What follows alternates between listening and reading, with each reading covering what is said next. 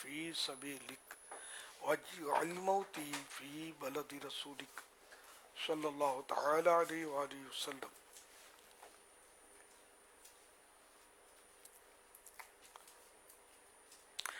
اللهم سلمني من رمضان وسلم رمضان لي وسلمه مني.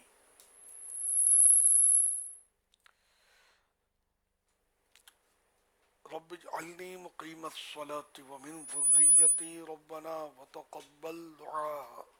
ربنا اغفر لي ولوالدي وللمؤمنين يوم يقوم الحساب.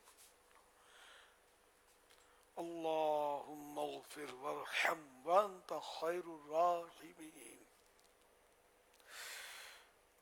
الفاتحة.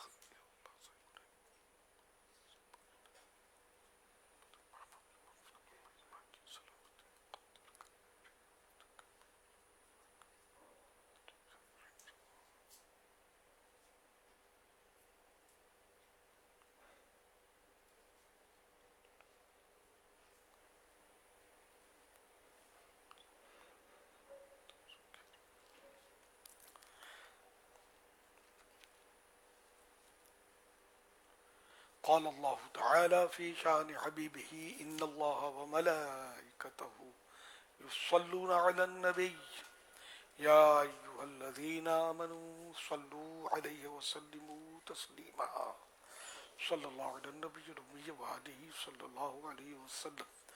صلاة وسلاما عليك يا سيدي يا سيدي يا سيدي يا مكي يا مدني يا عربي يا قرشي يا هاشمي يا مطلبي يا رسول الله. سبحان ربك رب العزة عما يصفون وسلام على المرسلين والحمد لله رب العالمين. لا إله إلا الله ومحمد رسول الله صلى الله عليه وآله وسلم.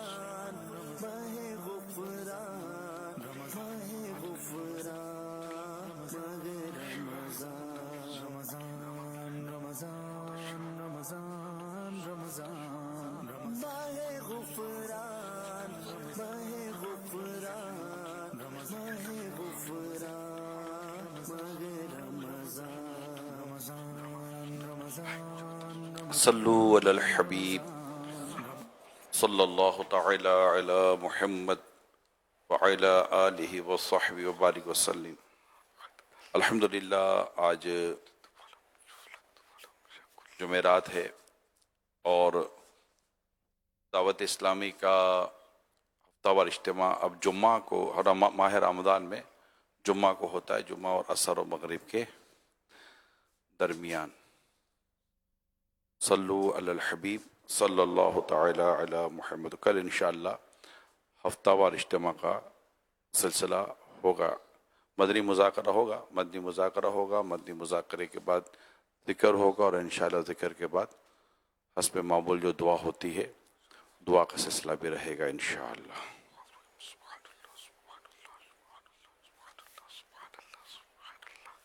صلو علی الحبیب صلی اللہ تعالی علی محمد وعلی آلہ وصحبہ وبارک وسلم.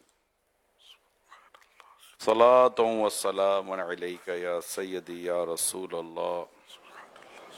توبوا الی اللہ. صلو علی الحبیب صلی اللہ تعالی علی محمد وعلی آلہ وصحبہ وبارک وسلم. پیارے پیارے اسلامی بھائیوں اور مدنی چینل کے ناظرین، یہ جو جمعرات والا جو میں نے آپ کو بیان کیا، اس کے تعلق سے چند ایک مدنی پھول بیان کرنے کی کوشش کرتا ہوں. اللہ پاک ہمیں ماہ رمضان کی خوب خوب برکتیں نصیب فرمائے. بالخصوص یہ جو ہماری دعا کا جو وقت ہوتا ہے، اس میں ہم دعا کرتے ہیں، تو میں چند دنوں سے یہ سوچ رہا تھا کہ کوئی ایسی بات پڑھی تو ہے بیان کر دوں تاکہ دعا میں رغبت ہو. کئی اسلامی بھائی دعا کے وقت بھی آگے پیچھے ہونے کی کوششیں کر رہے ہوتے ہیں، باہر نکل گئے، ادھر نکل گئے، پانی شربت، لیکن وہ جو گھڑی ہے جہاں جب ہم دعا کر رہے ہوتے ہیں، یہ اتنی امپورٹنٹ مومنٹ ہوتی ہے کہ پیارے آقا صلی اللہ علیہ وآلہ وسلم نے ارشاد فرمایا، اللہ پاک ماہ رمضان میں روزانہ افطار کے وقت 10 لاکھ ایسے گناہ گاروں کو جہنم سے آزاد فرماتا ہے جن پر گناہوں کی وجہ سے جہنم واجب ہو چکا تھا. غور کریں، یعنی جب آپ دعا کر رہے ہیں نا، دعا ہو رہی ہے، افطار کا وقت ہے، دعا ہو رہی ہے، تو اس وقت یہ اگر حدیث کے یہ لفظ ہمیں یاد آ جائیں کہ یا اللہ میں بھی حاضر ہوں، نہ جانے کتنوں کی مغفرت ہو رہی ہوگی، مولا میں رہ نہ جاؤں.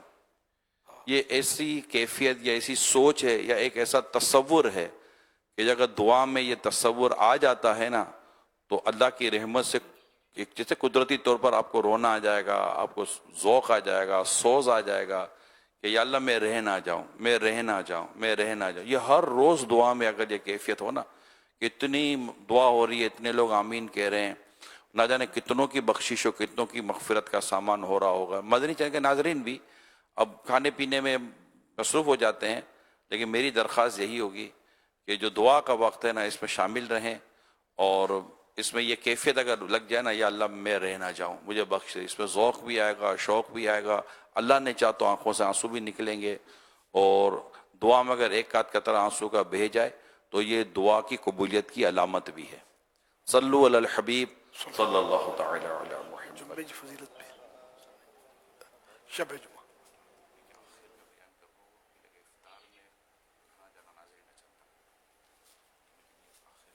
انشاءاللہ. الحمدللہ رب العالمین والصلاة والسلام علی خاتم النبیین. اما بعد فاعوذ باللہ من الشیطان الرجیم. بسم اللہ الرحمن الرحیم. الصلاة والسلام علیک یا رسول اللہ وعلی آلک واصحابک یا حبیب اللہ. الصلاة والسلام علیک یا نبی اللہ وعلی آلک واصحابک یا نور اللہ. نویت سنت الاعتکاف. جب کبھی داخل مسجد ہونے کی سعادت پائے، اعتکاف کی نیت ضرور فرمائیں. دل میں نیت ضروری ہے، دل میں نیت ہوتے ہوئے زبان سے بھی کہہ لیں تو اور بھی اچھا ہے. یاد رکھیے، مسجد میں کھانا پینا، سونا، سحری، افطار، آب زمزم شریف پینا، دم کیا ہو پانی پینا، نیاز کھانا وغیرہ اسی صورت میں جائز ہوتے ہیں جبکہ اعتکاف کی نیت کی ہو. نہیں کی تھی، افطار کا وقت آ گیا، افطار مسجد میں نہیں کر سکتے. ہاں اعتکاف کی نیت کر لیں، اب افطار بھی کر لیں. تاہم مناسب ہے کہ اللہ کی رضا کے لیے، یعنی ثواب کے لیے اعتکاف کی نیت کریں اور کچھ ذکر و درود کر لیں، چاہے تو 12 بار درود شریف پڑھ لیں. اب بے شک افطار کر لیں. صلو علی الحبیب صلی اللہ علی محمد. فرمان آخری نبی صلی اللہ علیہ وآلہ وسلم، اللہ پاک کا کثرت سے ذکر کرنا اور مجھ پر درود پاک پڑھنا غربت دور کرتا ہے. صلو علی الحبیب صلی اللہ علی محمد. الحمدللہ 1446 ہجری کے ماہ رمضان شریف کا آج 5واں روزہ، اس کے اثر پڑھ کر کثیر معتکفین عالمی مدنی مرکز فیضان مدینہ کراچی میں جمع ہیں. مدنی مذاکرے کا سلسلہ اور براہ راست مدنی چینل پر دیکھا جا رہا ہے. آپ سوالات کیجیے، سوال کا جواب وہ بھی ثواب یعنی درست دے پاؤں یہ ضروری نہیں، بند پڑا عرض کرنے کی کوشش کی جائے گی. بھول کرتا پائیں فوراً میری اصلاح فرمائیں. مجھے آئے بائیں شائع کرتا اپنے کہے پر خامخواہ اڑتا نہیں، بھول ہونے کی صورت میں شکریہ کے ساتھ قبول کرتا پائیں گے. صلو علی الحبیب صلی اللہ علیہ وسلم.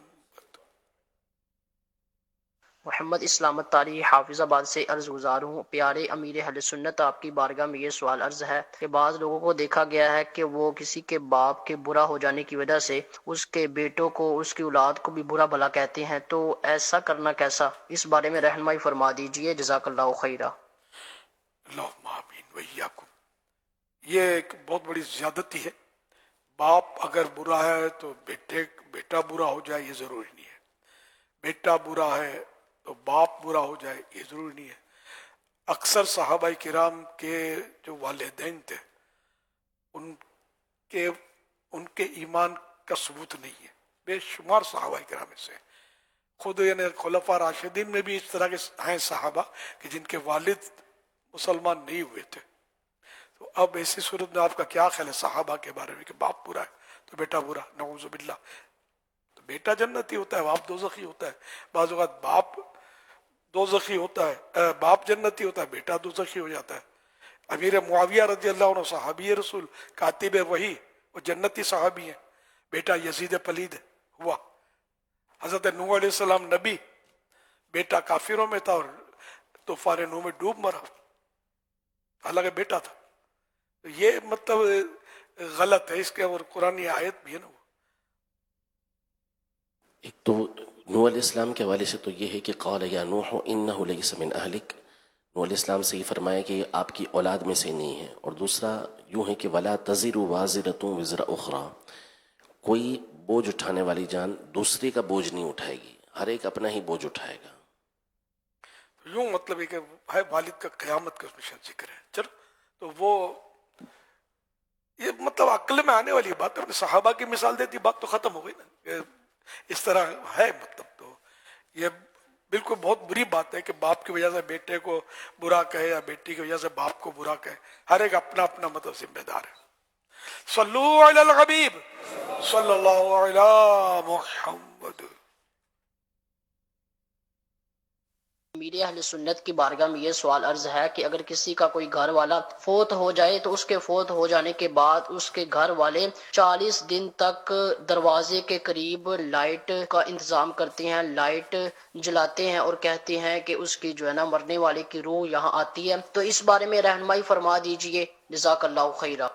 قبر میں بھی بتی جلا دو نا، بتی قبر میں جلا دو اگر یہ بتیاں کام آتی ہوں فوت ہونے والے کو. تو روح کو اندھیرے اجالے سے کیا تعلق ہے؟ روح مخصوص دنوں میں ضرور تشریف لاتی ہے، آتی ہے، اس کی حدیث سے روایتیں موجود ہیں. لیکن یہ کہ اس کے لیے کوئی بتی کی یا پنکھوں کی یا اے سی کی ضرورت نہیں ہے. جیسے بعض اوقات منہ مبارک اور تبرکات کے کمرے لوگ بناتے ہیں، اس میں اے سی، پنکھا، بتیاں. یہ میں کئی چند بار سمجھا چکا ہوں کہ ہمارے مطلب ہم منہ مبارک کو تیری میری بتی کی کیا ضرورت ہے؟ وہاں سے تو ساری دنیا میں روشنی تقسیم ہوتی ہے. تو بلا ضرورت کہیں بھی لائٹ جلائیں، چاہے مسجد میں جلائیں، چاہے منہ مبارک کے روم تبرکات روم میں جلائیں، چاہے مطلب روح کے انتظار میں جلائیں. یہاں بھی ضرورت نہیں ہے. بلکہ اب لفظ جہالت بولنے میں مزہ نہیں آتا. آپ سمجھ جائیں مطلب کہ یہ علم کی کمی کی وجہ سے. تو ایسا نہ کریے تو سب فضول میں جائے گا نا. اور فضول، ایسا فضول خرچ، یہ اصول یاد رکھیں، ایسا فضول خرچ جس میں مال ضائع ہوتا ہو یہ حرام ہے. تو فضول بجلی استعمال کرنا تو یہ مال ضائع ہوتا ہے، اس میں پیمنٹ ہوتی ہے، اس کی باقاعدہ دینی پڑتی ہے. تو جب جہاں پیمنٹ دینی ہے ایسی فضول لائٹنگ ایسی فضول بتیاں جلی ہوئی چھوڑ دینا جس کی ضرورت چندہ نہیں ہے، بالکل ضرورت نہیں ہے، تو یہ پھر اسی میں آئے گا کہ مال ضائع کیا، تو یہ گناہ گار ہوگا۔ تو یہ ہمارے یہاں ہوتا ہے، ہر گھر کی کہانی ہے، بلا ضرورت بتیاں جل رہی ہوتی ہیں، دکانوں پہ بلا ضرورت جل رہی ہوتی ہیں، ارے مسجدوں میں جل رہی ہوتی ہے۔ ہاں ضرورت ہے، میں تو یہ برسوں سے کہتا ہوں، ضرورت ہے 100 بلب جلاؤ، ضرورت نہیں ہے تو ایک بلب بھی کیوں؟ میرے سوال کا جواب، جتنی ضرورت ہے اتنا آدمی جلائے۔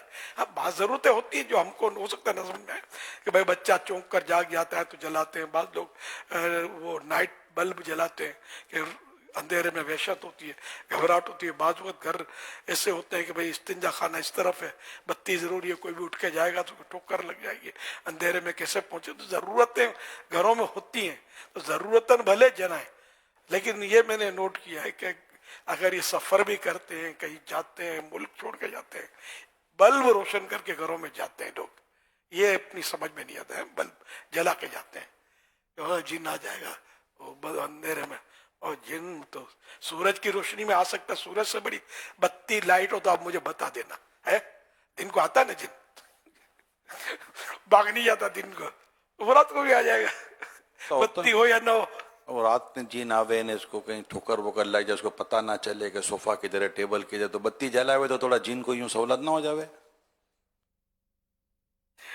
ہمارا لیے کہ اللہ تعالیٰ آفتوں سے بچائے، تو ایسے وہمات ہیں مطلب ہمارے یہاں بہت ہے، بات بات میں وہمات کرتے ہیں۔ جن ٹھیک ہے، ہر جن تھوڑی ستاتا ہے، جیسے انسان لوٹتا بھی ہے، قتل بھی کرتا ہے، چوریاں بھی کرتا ہے، ڈکیتیاں بھی کرتا ہے نا، ہر انسان تو نہیں کرتا نا، ادھر ہر جن جو ہے نا، جن بھی ستاتا ہے، وہ بہت کچھ کرتا ہے، لیکن ہر جن نہیں ستاتا، کوئی ستاتا ہے، ہر جن ستائے نا اگر، تو یہ ہم سے 9 گنا ہے جن دنیا میں، تجھے ایک انسان تو 9 جن، آپ بتائیں گے ہر جن ستاتا ہوتا، آپ بیٹھ سکتے ہیں یا کتنے جنات جو ہے نا چکرے لگا رہے ہوں گے اس وقت۔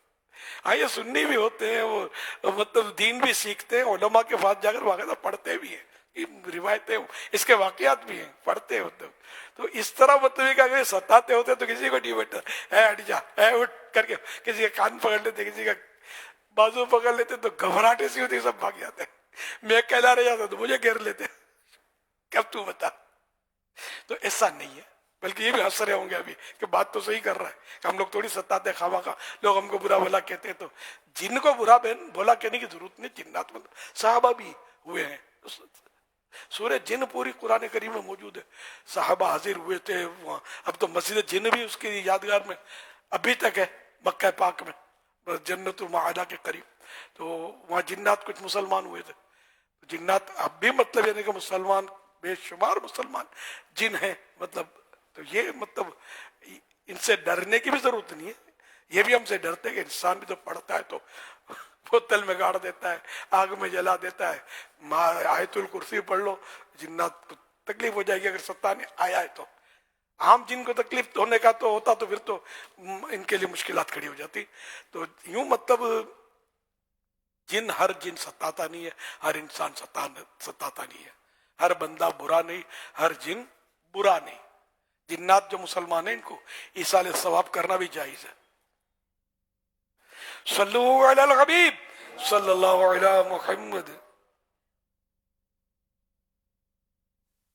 محمد سلیم رضا ساری عرض گزار ہوں، میرا پیارے امیر اہل سنت کی خدمت میں یہ سوال عرض ہے کہ یا سیدی جو چھوٹے بچے ہوتے ہیں اور صحت کے حوالے سے بھی کمزور ہوتے ہیں، عمر بھی ان کی کم ہوتی ہے اور روزہ رکھنے کے حوالے سے بہت زیادہ اصرار بھی کرتے ہیں، روتے بھی کرتے ہیں، تو ان کی دلجوئی اور حوصلہ افزائی کے لیے کیا کیا جائے گا؟ کیا ان کو ایک نیت کرائی جائے گی کہ وہ تھوڑی سی کم ٹائمنگ کے حوالے سے بھائی آپ کا روزہ ہو گیا ہے، یا ان کی تربیت کیسے کی جائے گی، ان کی دلجوئی کیسے کی جائے گی؟ یہ تو ارشاد فرما دیجیے، جزاک اللہ خیرہ۔ بچہ جو مانگے نا اس کو دے دیا جائے تو دلچسپی ہو جاتی ہے، باقی پسلاؤ تو بعض اوقات وقتی طور پر وہ چپ ہو جاتا ہے لیکن پھر مطالبہ کرتا ہے۔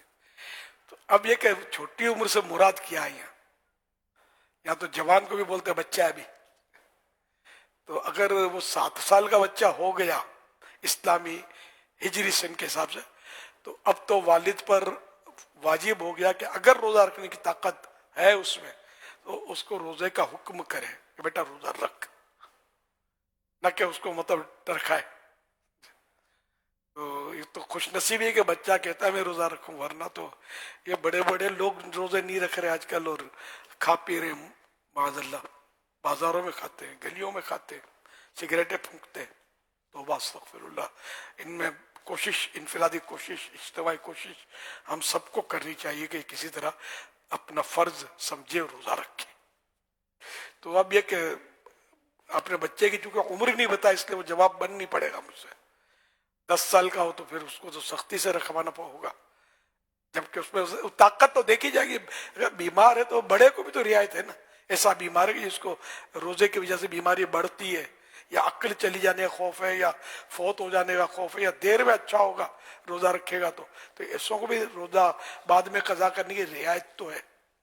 یہ تو میں نے آپ کو فارمولہ بتایا، ایک دم طے نہیں کر لینا کہ اس سے میرا بڑھ جائے گا، تجربہ ہونا چاہیے۔ مرض بڑھ گیا تھا، پہلے سے ہوا تھا، تجربہ ہے اسی مرض کا، تو یا طبیب حاذق یعنی ماہر طبیب، اسپیشلسٹ ڈاکٹر خوف خدا والا ہو یہ، ورنہ یہ چالو ڈاکٹر جو ہے نا، یہ صحیح بولتا ہوں میں، ہر ایک ڈاکٹر کی بات نہیں کر رہا، خوف خدا والوں کو میں نے پلس کیا کہ یہ ہے، مائنس ان کو کیا جو بے باک ہوتے ہیں، بات بات میں بولتے ہیں کرسی پہ نماز کرو، اسلام میں کوئی سختی نہیں ہے، روزہ مت رکھو، اسلام میں کوئی سختی نہیں ہے۔ اب تمہیں پتہ ہے سختی بولتے کس کو اور نرمی بولتے کس کو، کوئی ٹکر جائے گا تو یہ جواب نہیں دے سکیں گے، مگر یہ پہنچ جائیں گے، انگلش الفاظ بول کر بگا دیں گے ہم جیسوں کو۔ یہ جنرل بات کر رہا ہوں، لیکن بھاری تعداد ڈاکٹروں کی ایسی بھی ہے جو ماشاءاللہ روزے خود رکھتی ہوگی اور اسلام کو، دین کو سمجھتے ہیں، الحمدللہ۔ ایسا نہیں ہے کہ سب برے ہیں۔ آپ نے نوٹ کیا ہوگا جب مہنگائی کی ہم نے ترغیب دلائی، مہنگائی کے بھائی اتنے % ڈسکاؤنٹ دو، آپ کو یاد ہوگا سب سے پہلے ڈاکٹروں کے پیغام آنے شروع ہوئے تھے کہ ہم ڈسکاؤنٹ دیں گے۔ واٹ از دس؟ تو اس کا مطلب اچھے ڈاکٹر ہیں نا، خوف خدا والے ہیں نا، الحمدللہ۔ تو میں جب بھی کوئی سی بات کرتا ہوں تو اس میں مطلب مستثنیات ہوتے ہیں کہ میں ہر فرد کو نہیں بول رہا، اس کو بول رہا ہوں جو غلط کر رہا ہوتا ہے۔ صلو علی الحبیب صلی اللہ علیہ محمد صلی اللہ علیہ وآلہ وسلم۔ امیر سنت یہ ارشاد فرمائیے کہ کیا افطار کے لیے مسجد سے اعلان یا سائرن کا انتظار کرنا ضروری ہے؟ نہیں، سورج ڈوب گیا یقینی طور پر تو افطار کر لیا جائے۔ افطار کی دعا افطاری سے پہلے پڑھنی چاہیے یا بعد میں؟ افطار کر لیا، پانی کا گھونٹ پی لیا، کھجور کھا لی مثلا، اب دعا میں مشغول ہو، بعد میں جو کھانا ہے نماز کے بعد بھلے کھا لے۔ دعا کا وقت یہ ہے کہ افطار کرتے ہی یہ دعا کی قبولیت کا وقت ہے۔ حدیثوں میں جو دعا کی قبولیت کا وقت ہے نا وہ یہ ہے، مراد یہ ہے اس سے۔ دعا کے بعد بھلے کھا لے، مغرب کی نماز دیر ہو جائے گی نا، تو یوں اس لیے میں نے کہا کہ بھلے مغرب کے بعد کھا لیں۔ کہ کیا افطار کے بغیر نماز مغرب ادا کر سکتے ہیں؟ اگر بھوک غالب ہے، کھانا حاضر ہے، تب تو جماعت جا رہی ہو تو بھی کھانا ہوگا، تاکہ کچھ یعنی نماز میں تو سوچنا پڑے، خوشو حاصل ہو، نماز میں دل لگے اس کا۔ مگر یہ مستثنا صورت ہے، سب کو ایسا ہوتا ہو یہ ضروری نہیں ہے، لیکن روزوں میں ہو سکتا ہے بھاری تعداد کو اس کا احساس ہوتا ہو کہ یار کچھ پیٹ میں جائے تو اچھا ہے۔ تو اسی لیے شاید یہ کہ ہمارے مسجدوں میں مغرب میں وقفہ دیتے ہیں۔ اب یہ وقفہ دینا درست ہے یعنی یہ میں نہیں کہتا، کیونکہ مغرب کی نماز اذان یعنی مغرب کا وقت ہونے کے بعد وہ 2 رکعت جتنی تاخیر، 2 رکعت سے زیادہ نا تاخیر، غالباً 2 رکعت سے زیادہ تاخیر جو یہ وہ مکروہ تنزیہ ہے۔ اچھا، میری مراد جو نا یہاں سوال سے یہ ہے کہ افطار کا وقت ہو گیا اور افطاری نہیں کی اور نماز پڑھ لی، نہ پانی پیا، نہ کھجور، نہ کچھ بھی نہیں، ڈائریکٹ نماز پڑھ لی۔ دوبارہ میری یہاں مراد یہ ہے سوال سے کہ افطاری کا وقت ہو چکا، غروب آفتاب ہو چکا، اب روزہ افطار نہیں کیا، ڈائریکٹ نماز شروع کر دی۔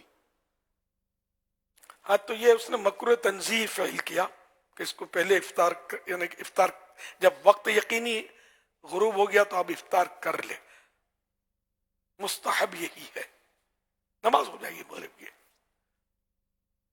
کسی کی دی ہوئی چیز سے روزہ افطار کرنے سے کیا روزے دار کی اپنی نیکیوں میں کوئی کمی ہو جاتی ہے؟ کوئی کمی نہیں ہوتی، بلکہ دوسروں کی چیز سے افطار اس نیت سے اگر کرے کہ اس کو بھی ثواب ملے تو اللہ کرے گا اس کا بھی ثواب ملے گا، کہ بھئی اب میرے پاس اپنی ذاتی کھجور ہے اور اس نے پیش کی کھجور، تو اس کی دل جوئی کی نیت سے قبول کر لے اور اس سے افطار کر لے، تو اس کا دل خوش ہوگا کہ مجھے ثواب ملا.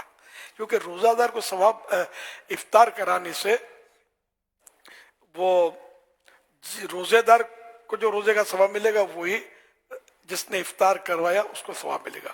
اور یہ ثواب جو ہے پانی سے، یا مطلب یہ کہ پانی کے گھونٹ سے ملے گا، یا مطلب یہ کہ اسے کھجور کھلا دی، دودھ پلا دیا، کوئی بھی تھوڑی سی بھی چیز اس کو ایسی کھلا دی کہ روزہ افطار ہو گیا. پیٹ بھر کے کھانا مراد بھی نہیں ہے یہاں، تب بھی اس کو یہ روزہ دار کا ثواب ہے. اور مزید اس کے لیے یہ بھی 2 انعام آتے ہیں کہ اس کے گناہ بخشے جانے اور جہنم سے آزادی ملنے کی بھی اس کو بشارتیں ہیں. گناہ معاف ہوں گے، جہنم سے آزادی ملے گی. تو روزہ دار کو افطار کرانا بڑے ثواب کا. لوگ بھیجتے افطار ہے، احساس ہے لوگوں کو. یہاں بھی کھجوریں بانٹ رہے ہوتے ہیں، لیکن بعض اوقات بے موقع بانٹ رہے ہوتے ہیں. اب یہ جو بیان ہو رہا ہے، مسائل بیان، اس دوران تو بانٹنی ہی چاہیے کہ لوگوں کی توجہ بٹے گی. ہاں کا نہ کہاں یہ سمجھیں گے اور نقصان ہوگا. تو ایسے موقع پر جہاں ایسا نہیں ہے تو وہاں کھجوریں بانٹیں تو اچھی بات ہے. روزہ داروں میں ثواب کا کام ہے. کھجور بانٹیں، پانی بانٹیں، جو بھی بانٹیں. تو دروازے پر یا تو رکھ دے، یا دروازے پر آ رہے ہیں لوگ ان کو ایک ایک دیتا رہے، یہ مناسب ہے. یعنی میں عالمی مدنی مرکز فیضان مدینہ کی بات کر رہا ہوں، کیونکہ یہاں اس وقت مغرب سے پہلے ہو رہا ہوتا مدنی مذاکرہ. ہاں جہاں ایسا نہیں ہوتا اور لوگ اپنے اپنے طور پر مطلب بیٹھے ہوئے تو ان کو بانٹ دیا تو کوئی حرج نہیں ہے. اچھا، یہ جو کھجورے وغیرہ جیسے آپ نے فرمایا کہ بانٹنے کا اور جو مسجد میں جو افطاری کی جو ترکیب ہوتی ہے، تو کیا اس میں صاحب حیثیت کہ وہ بھی اس میں سے افطاری کر سکتا ہے؟ ہاں بالکل، غریب امیر سب کے لیے یہ ہوتا ہے. کوئی یہ نہیں ہوتا کہ غریب ہی کھائے گا، نہ یہ کوئی صدقہ زکوٰۃ خیرات اس طرح کا صدقہ واجبہ وغیرہ نہیں ہوتے. سادات کرام بھی اس میں افطار کر سکتے ہیں. یہ تو ضرور کریں کہ ہم کو برکتیں ملیں ان کی. صلو علی الحبیب صلی اللہ علیہ محمد.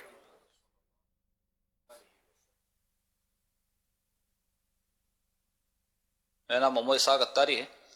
میرا سوال یہ تھا روزے کے حوالے سے کہ ہم سحری کرتے ہیں، سحری کے بعد ہم جو ہے اچھی طرح سے منہ کو صاف کر لیتے ہیں، برش کر لیتے ہیں. اچھا، بعض لوگ جو ہے پان، تمباکو، سگریٹ نوشی وغیرہ کا جو ہے مطلب استعمال کرتے ہیں. تو اس میں ایسا ہے کہ بعض دفعہ ہمارے جو ہے اچھی طرح سے منہ کو صاف کرنے کے بعد بھی کچھ کتھے کے یا پان کے جو ہے کچھ اثرات رہ جاتے ہیں، تو جس میں جو ہے بعد میں ہمیں کچھ احساس ہوتا ہے جو بلغم کی صورت میں بھی بعض دفعہ آتے ہیں. تو آیا اس پہ جو ہے ہمارے مطلب روزے پہ کوئی خدا نخواستہ فرق تو نہیں پڑتا؟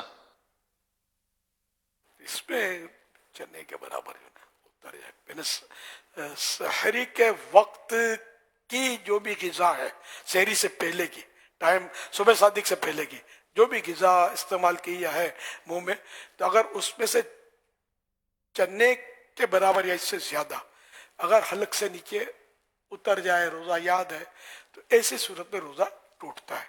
اور یہ معمولی اثرات جو کھانے میں کبھی وہ ہوتا ہے کہ کوئی تکھاس رہ گیا یا مٹھاس رہ گئی سحری کے وقت کی، تو یہ اتر جائے تو اس میں روزہ نہیں ٹوٹے گا.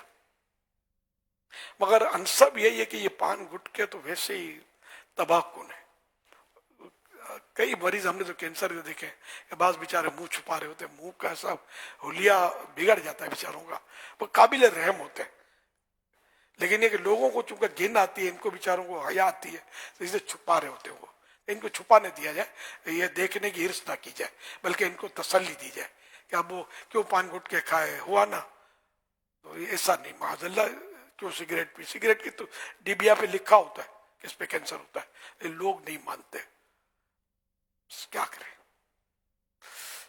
سگریٹ پان گٹکا اس کو تو 1 شاٹ 1 2 3 جو کر دیں، ختم کر دیں. سوراخ بھی دیکھے گال میں بار بار ہوتے ہیں. زبان کا ستیاناش ہو جاتا ہے، زبان کاٹ دی جاتی ہے آپریشن کے ذریعے. لیکن آخر کار کینسر کا مریض جو ہے نا، وہ جو اللہ پاک رحمت کی نظر فرما عافیت کا سوال کرتے ہیں. اللہم انی اسألک المعافات فی الدنیا والآخرہ. اللہ ان بیچاروں کو جو ایسے ہیں ان کو شفا دے، اور جو یہ کچرے کھاتے ہیں اللہ پاک ان کو توبہ، ان کو اس سے نجات بخشے، اس عادت سے. صلو علی الحبیب صلی اللہ صلی اللہ تعالی علیہ پیارے پیارے اسلام بھائیوں، مدنی چینل کے ناظرین، جمعرات ہے اور کچھ دیر کے بعد مغروب آفتاب پر شب جمعہ کا بھی آغاز ہو جائے گا۔ حضرت سیدنا عبداللہ ابن عباس رضی اللہ تعالی عنہما کا فرمان علی سے روایت پیارے آقا صلی اللہ علیہ وآلہ وسلم نے فرمایا، اللہ پاک ماہ رمضان میں روزانہ افطار کے وقت 10 لاکھ ایسے گناہ گاروں کو جہنم سے آزاد فرماتا ہے جن پر گناہوں کی وجہ سے جہنم واجب ہو چکا تھا۔ نیز شب جمعہ اور روز جمعہ یعنی جمعرات کو غروب آفتاب سے لے کر جمعہ کو غروب آفتاب تک کہ ہر گھڑی میں ایسے 10 لاکھ گناہ گاروں کو جہنم سے آزاد کیا جاتا ہے جو عذاب کے حقدار قرار دیے جا چکے ہوتے ہیں۔ تو یہ جو گھڑیاں آنے والی ہیں یہ بہت ہی بابرکت گھڑیاں ہو، پھر ماہ رمضان کی یہ گھڑیاں اللہ اللہ، اور پھر ویسے ہی جمعہ کی یہ جو گھڑیاں ہوتی ہیں یعنی جو مومنٹ ہوتی ہیں، وقت ہوتا ہے جو خاص طور پہ جمعہ اور عصر و مغرب کے درمیان کا، تو اس کے تعلق سے امام غزالی رحمۃ اللہ تعالی علیہ فرماتے ہیں نماز جمعہ کے بعد عصر کی نماز پڑھنے تک مسجد ہی میں رہے، اور اگر نماز مغرب تک ٹھہرے تو افضل ہے۔ کہا جاتا ہے جس نے جامع مسجد میں یعنی جمعہ ادا کرنے کے بعد وہیں رک کر نماز عصر پڑھی اس کے لیے حج کا ثواب ہے، اور جس نے وہیں رک کر مغرب کی نماز پڑھی اس کے لیے حج اور عمرے کا ثواب ہے۔ اچھا، اب یہ جمعہ کی جو گھڑی ہوتی ہے وہ غروب آفتاب سے پہلے جو ہے نا وہ قبولیت دعا کا وقت ہوتا ہے۔ پیارے آقا صلی اللہ علیہ وسلم نے ارشاد فرمایا، جمعہ کے دن جس ساعت کی خواہش کی جاتی ہے جو قبولیت گھڑی کا وقت ہے اسے عصر کے بعد سے غروب آفتاب تک تلاش کرو۔ اور اس کے علاوہ جو جمعہ کی جو برکت ہے وہ سنیے کہ نبی پاک صلی اللہ علیہ وسلم نے فرمایا، جمعہ کے دن اور رات میں 24 گھنٹے ہیں، کوئی گھنٹہ ایسا نہیں جس میں اللہ پاک جہنم سے 6 لاکھ آزاد نہ کرتا ہو جن پر جہنم واجب ہو گیا تھا۔ اب یہ علاوہ رمضان کے جمعہ کے یہ فضائل ہیں، اور یہ گھڑیوں کے اس مومنٹ کے اس وقت کے یہ فضائل ہیں، اور پھر یہ وقت اگر ہمیں ماہ رمضان میں ملتا ہو تو یہ تو کس کا نور علی نور ہو گیا، نور پر نور ہو گیا۔ اور تو دعوت اسلامی کا جو ہفتہ وار سنتوں پر اجتماع ہوتا ہے یہ ماہ رمضان میں جمعہ کے روز عصر و مغرب کے درمیان ہوتا ہے، اور فیضان مدینہ میں جمعے کی نماز 3:30 بجے ہے تقریباً۔ تو میری اب سب سے درخواست ہوگی جو یہاں ہیں وہ تو یہیں ادا کریں گے جو متکفین ہیں اللہ پاک نے چاہا، لیکن میں کراچی میں بالخصوص جو اسلامی بھائی ان سے درخواست کروں گا کہ ہو سکے تو جمعہ فیضان مدینہ میں ادا کر لیں، 3:30 بجے جمعہ ہے، اس سے لے کر غروب آفتاب تک اور مغرب ادا کرنے تک حج و عمرے کے ثواب کی میں نے آپ کو ایک مدنی پھول بیان کیا، اس کو دیکھ لیں۔ پھر وہ قبولیت دعا کا وقت ہوگا تو مغرب کے بعد عصر کے بعد مدنی مذاکرہ ہوگا، علم دین سکھایا جائے گا، پھر دعا کا وقت ہوگا، تو یہ ساری گھڑیاں غروب آفتاب تک اور مغرب کی نماز تک یہ ہوگا۔ تو یہ 4 جمعہ بامشکل ہمیں ملتے ہیں، تو ہو سکے تو اس میں ضرور نیت کیجئے، اور کل ہو سکے تو جمعہ کی نماز نہیں تو پھر کم از کم یہ کہ عصر کی نماز آپ عالمی مدنی مرکز فیضان مدینہ میں ادا کریں۔ عالمی مدنی مرکز فیضان مدینہ میں عصر کی جماعت کا وقت 5:30 بجے ہے۔ تو یہ درخواست ہے آپ سے، پھر اس میں اجتماع میں شرکت ہوگا تو مدنی مذاکرہ ہوگا، ذکر ہوگا، دعا ہوگی۔ صلو علی الحبیب صلی اللہ علیہ وسلم۔ مدنی مذاکرے میں امیر اہل سنت آپ سے میرا یہ سوال ہے، روزے کی حالت میں دانت میں سے خون نکل آئے، وہ غلطی سے خون حلق میں چلا جائے تو اس صورت میں روزے کا کیا حکم ہوگا؟ تھوک پر غالب ہے خون، ہے نا؟ خون اگر تھوک پر غالب ہے، تھوک سرخ ہو گیا اور حلق سے نیچے اتر گیا، ٹیسٹ اگر غالب یا برابر ہے تو ویسے ہی اترنے سے روزہ ٹوٹے گا، اور اگر کم ہے تو ذائقہ محسوس ہونے پر روزہ ٹوٹے گا۔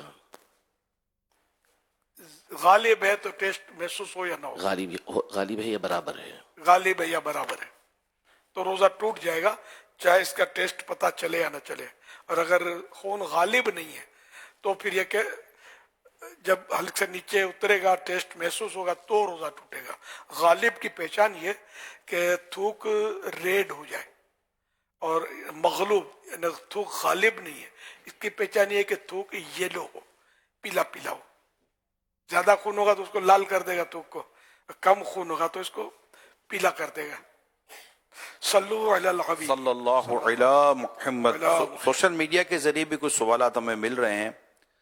حضور یہ فرمائیے، جھنگ پنجاب سے یہ ایک سوال آیا ہے کہ یہ محمد ایمان اتاری اگر کسی نے اپنا نام رکھا ہو تو کیا یہ نام درست ہے؟ جی کیا فرمایا؟ محمد ایمان اتاری اگر کسی کا نام ہو تو کیا یہ درست ہے؟ ایسے نام بڑے رسکی ہوتے ہیں یار. ایمان کہاں؟ ایمان چلا گیا. خطرناک ہے نہیں جملہ، ایمان چلا گیا. ایمان کہاں؟ تو اب کوئی کہے کہ ایمان میرے پاس تو نہیں ہے یا میرے پاس ایمان نہیں ہے. اگرچہ یہ یہاں کفر نہیں ہو جائے گا لیکن ایک مشابہ تو ہے نا.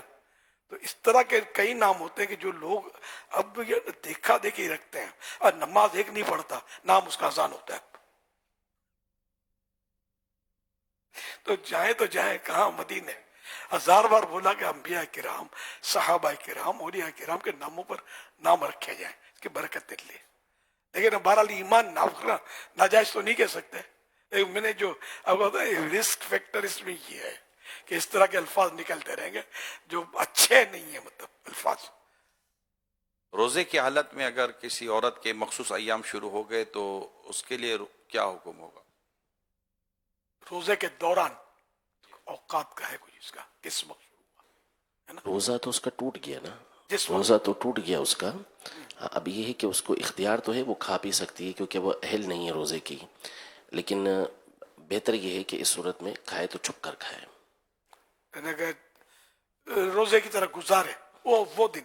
واجب نہیں ہے اس کے اوپر گزارنا، بہتر ہے. جی.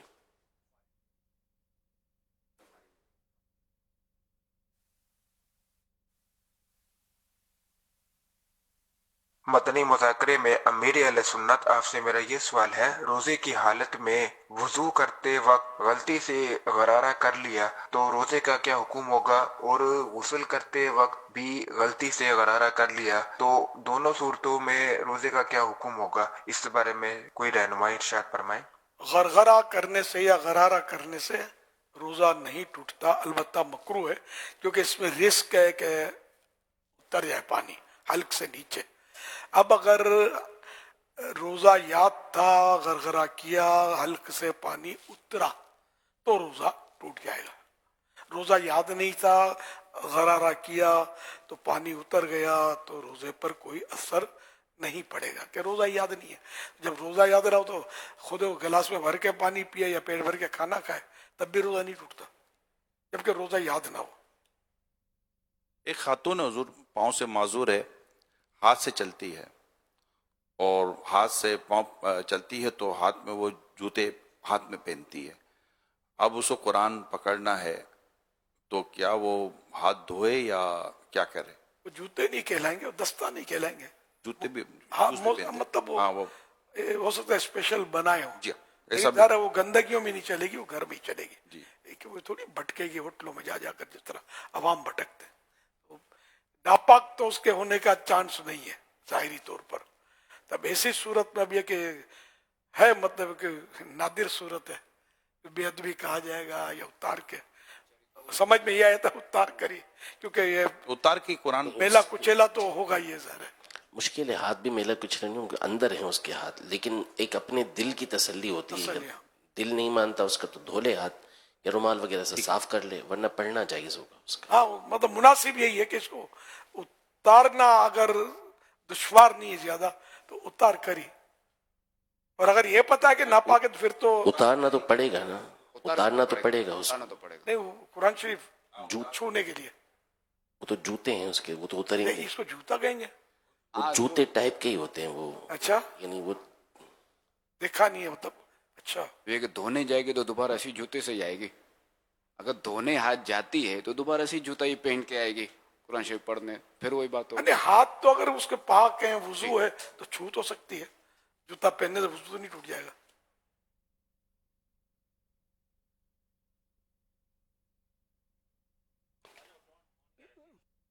شان غوث پاک بہجت الاسرار شریف میں ہے کہ حضرت ابو سعید قیلوی رحمۃ اللہ علیہ فرماتے ہیں، میں نے کئی مرتبہ حضور نبی کریم صلی اللہ علیہ وآلہ وسلم اور دیگر انبیاء کرام علیہم السلام کو غوث پاک رحمت اللہ علیہ کی مجلس مبارک میں تشریف لاتے دیکھا، اور فرشتے بھی آپ کی مجلس مبارک میں گروہ در گروہ حاضر ہوتے، اسی طرح رجال غیب بھی حاضر ہوا کرتے تھے۔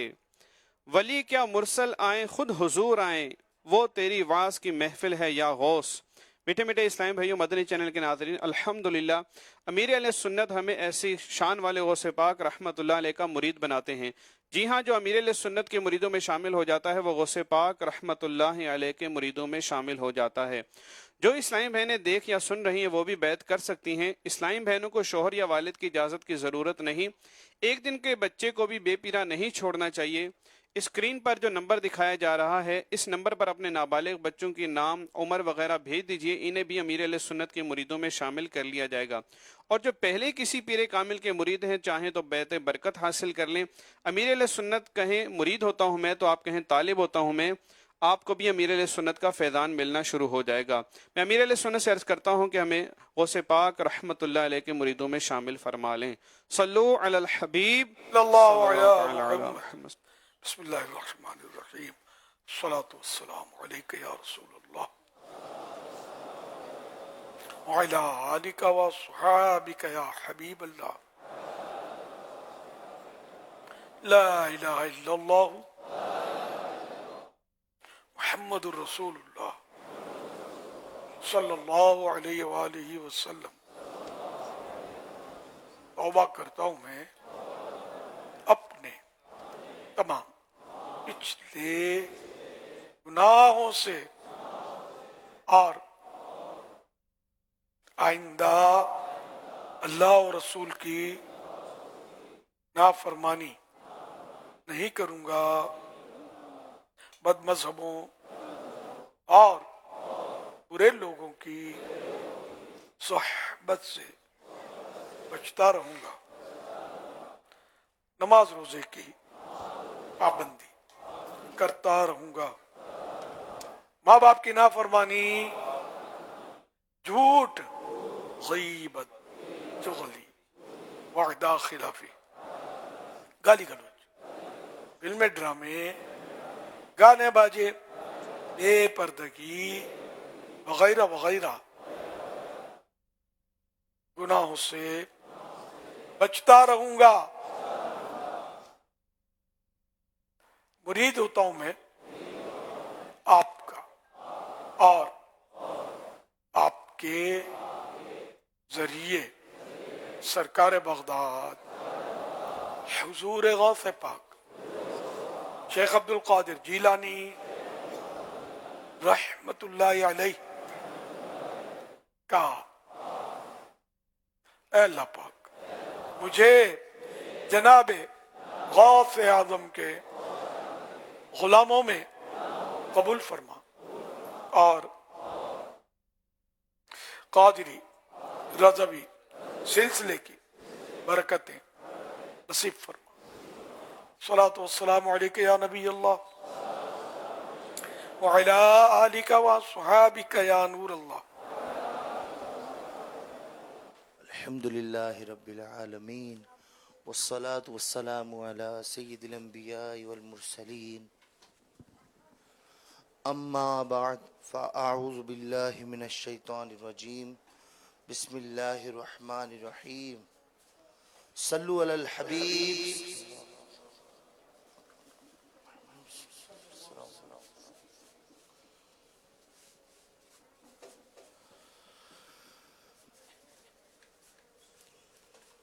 کب گناہوں سے کنارہ میں کروں گا یا رب، نیک کب اے میرے اللہ بنوں گا یا رب، نیک کب اے میرے اللہ بنوں گا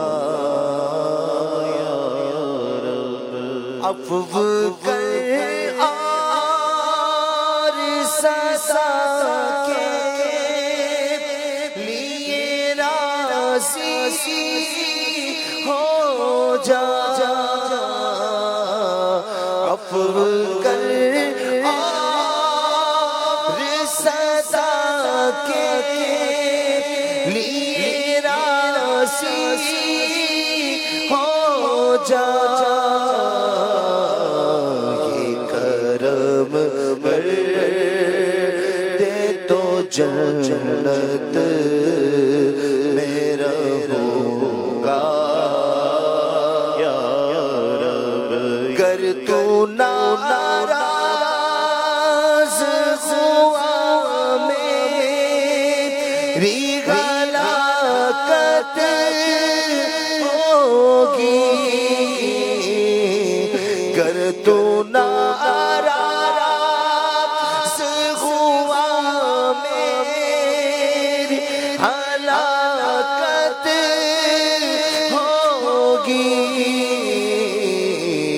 ہائے میں نار جہنم میں چلوں گا یا رب ہائے میں نار جہنم میں چلوں گا یا رب عفو کر اور سزا کے لیے راضی ہو جا عفو کر اور سزا کے لیے راضی ہو جا یہ کرم کر دے تو جنت میرا ہوگا یا رب کر دے تو جنت میرا ہوگا یا رب الحمدللہ رب العالمین والصلاة والسلام على خاتم النبیین اللهم سلمنی من رمضان وسلم رمضان لی وسلم منی اللهم ربنا آتنا في الدنيا حسنة وفي الآخرة حسنة وقنا عذاب النار یا رب المصطفیٰ جل جلالہ وصلی اللہ تعالی علیہ وآلہ وسلم رمضان شریف کی تشریف آوری ہوئی، تشریف لایا اور دیکھتے ہی دیکھتے عشر رحمت آدھا پورا ہونے کو ہے، 5 روزے ہو گئے۔ اے اللہ پاک کچھ بھی تیری نہ عبادت ہو سکی نہ روزہ کوئی دلی توجہ کے ساتھ رکھا جا سکا، اے اللہ پاک سب کچھ بے دلی کے ساتھ ہوا۔ ہم نہیں جانتے کہ تیری بارگاہ میں ہمارے ان ٹوٹے پھوٹے اعمال کا کیا ہوا۔ اے اللہ جن کے روزے قبول ہوئے، نمازیں قبول ہوئی، تراویحیں قبول ہوئی، تلاوتیں قبول ہوئی، ان سب کا صدقہ ہم لوگوں کو بھی اے اللہ پاک قبول کر لے۔ ہماری ٹوٹی پھوٹی جو بھی نمازیں روزے تراویحیں قبول کر لے، اے اللہ پاک ہمیں بھی اجر و ثواب عطا فرما دے۔ اے اللہ پاک ہم پر بھی اپنی رحمت نازل فرما، عشر رحمت ہے، رحمتوں کی چماچم بارشیں ہیں، ہمیں بھی اپنی رحمت کے حصار میں رکھ۔ اے اللہ پاک اپنی رحمت سے ہمارے کام بنا دے، ہمارے گناہ مٹا دے، ہمارے اعمال نامے کی سیاہی ختم ہو جائے۔ اے اللہ پاک ہمارے گناہ نیکیوں سے بدل جائیں، اے اللہ پاک گناہ مٹ جائیں۔ تیری قسم تیرا عذاب سہنے کی کسی میں بھی طاقت نہیں ہے۔ اے اللہ پاک یقیناً ہم جہنم کا عذاب ایک لمحے کے، ایک سیکنڈ کے کروڑوں حصے کے لیے بھی نہیں سہ سکیں گے۔ قبر کے اندھیرے سے بھی ڈر لگتا ہے، لیکن تیاری کرنے کا پھر بھی ذہن نہیں بنتا۔ اے اللہ پاک، نزا کی سختیوں کا بھی پڑھتے سنتے رہتے ہیں، لیکن کوئی تیاری کا ذہن نہیں، دل لرزتا نہیں، دقت آتی نہیں۔ اے اللہ پاک، گناہوں کا خول سے خول پر خول ہمارے دلوں پر چڑھا جا رہا ہے، دل پتھر سے بھی سخت تر ہو چکا ہے۔ اے اللہ پاک، تجھ سے رحمت کا سوال ہے، ہم پر رحمت کر دے، ہمارے دلوں کو نرم کر دے، ہماری آنکھوں کو نم کر دے، اپنی یاد میں تڑپنے والا دل، اپنے خوف سے بہنے والی آنکھیں عطا فرما دے۔ تیرے خوف سے، تیرے ڈر سے ہمیشہ، تیرے خوف سے، تیرے ڈر سے ہمیشہ میں تھر تھر رہوں گا، بتایا الہی میں تھر تھر رہوں گا، بتایا الہی۔ یا اللہ پاک، ہمیں اپنا حقیقی خوف عطا فرما دے۔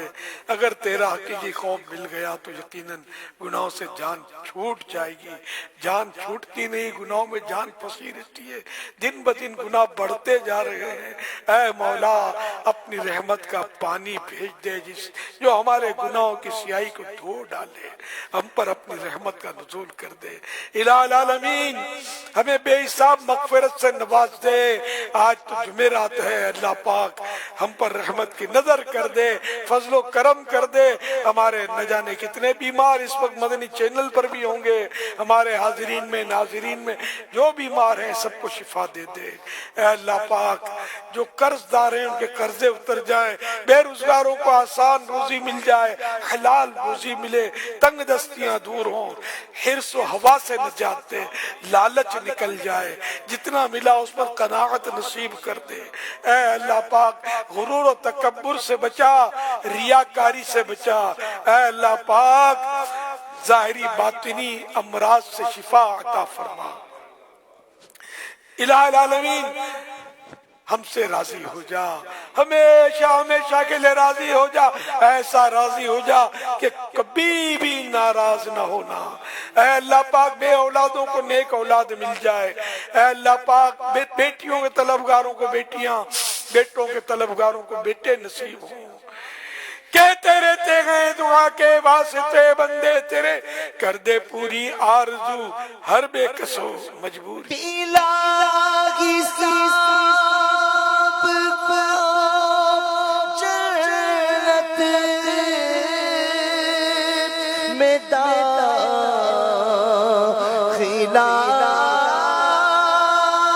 یا رب،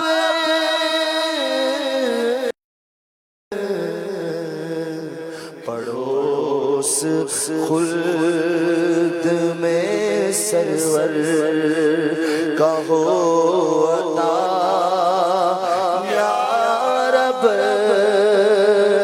کریم عشرۂ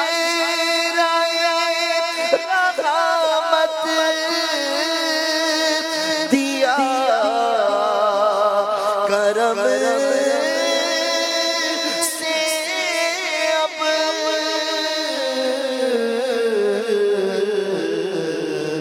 عذاب دور ہو، رحمت سے قبر کا یا رب، عذاب دور ہو، رحمت سے قبر کا یا رب، تو بھر دے علی الحبیب صلی اللہ علی محمد۔ عاشقان رسول متوجہ ہوں، کراچی میں افطار کا وقت ہو چکا ہے، کراچی میں افطار کا وقت ہو چکا ہے۔ کراچی میں افطار کا وقت ہو چکا ہے۔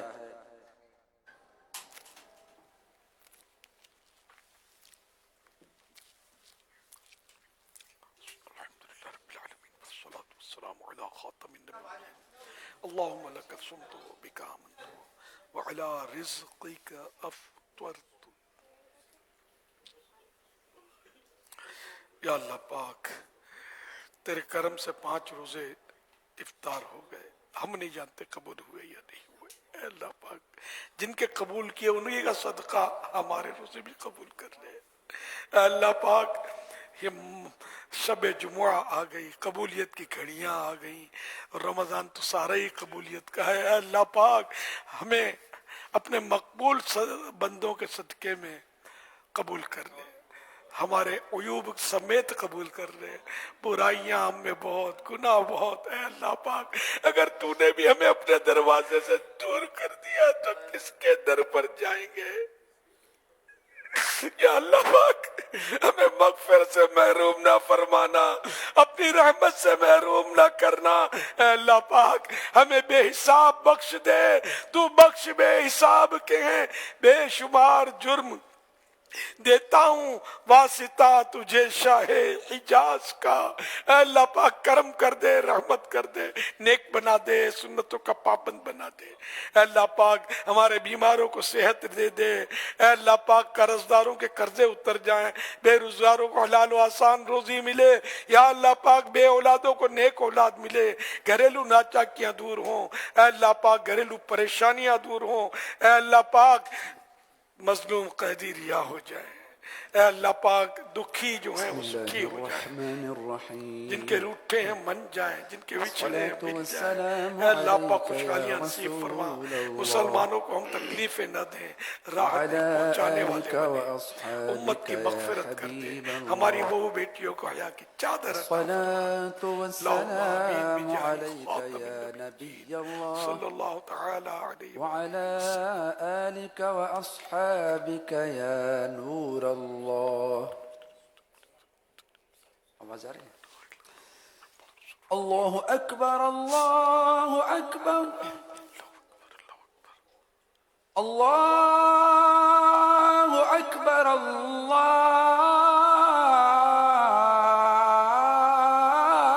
اکبر۔ اشہد ان لا الہ الا اللہ، اشہد ان لا الہ الا اللہ، اشہد ان لا الہ الا اللہ،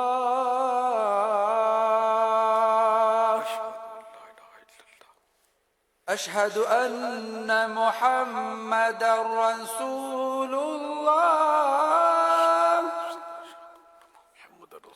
اشہد ان محمد رسول اللہ، عینی بھی کہ یا رسول اللہ۔ حی علی الصلاة،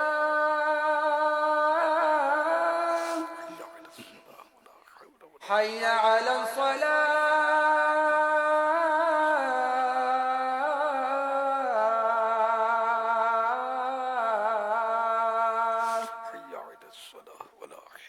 حي على الفلاح،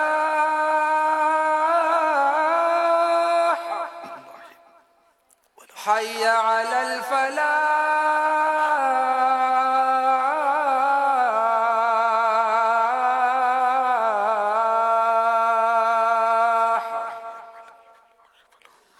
الله أكبر، الله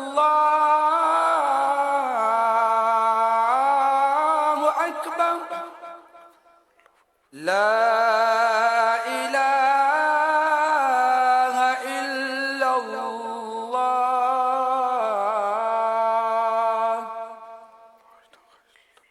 الصلاة والسلام عليك يا رسول الله وعلى آلك وأصحابك يا حبيب الله۔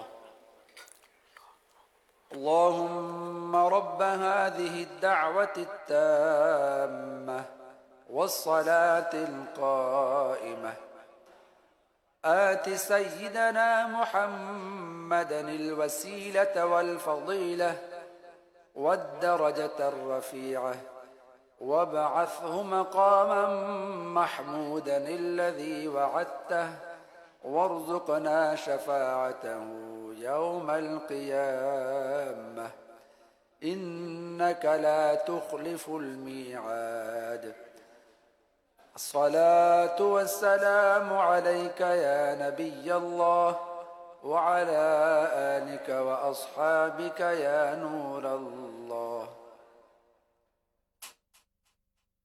مغفرت کی بشارت. حضرت سیدنا انس رضی اللہ عنہ سے مروی ہے کہ نبی رحمت، شفیع امت، شہنشاہ نبوت، تاجدار رسالت صلی اللہ علیہ وآلہ وصحبہ وسلم نے فرمایا، جس نے نماز کے بعد یہ کہا تو وہ مغفرت یافتہ ہو کر اٹھے گا.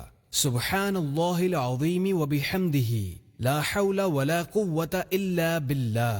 ترجمہ: پاک ہے عظمت والا رب اور اسی کی تعریف ہے، اور اسی کی عطا سے نیکی کی توفیق اور گناہ سے بچنے کی قوت ملتی ہے.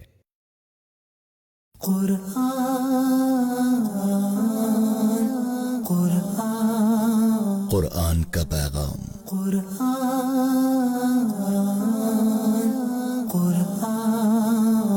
چلا کر بات نہ کرو. وغضض من صوتک. ترجمہ کنز العرفان. اور اپنی آواز کچھ پست رکھ.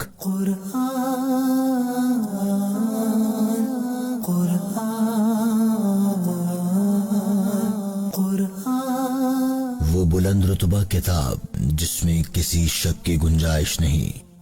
قرآن کی روشنی.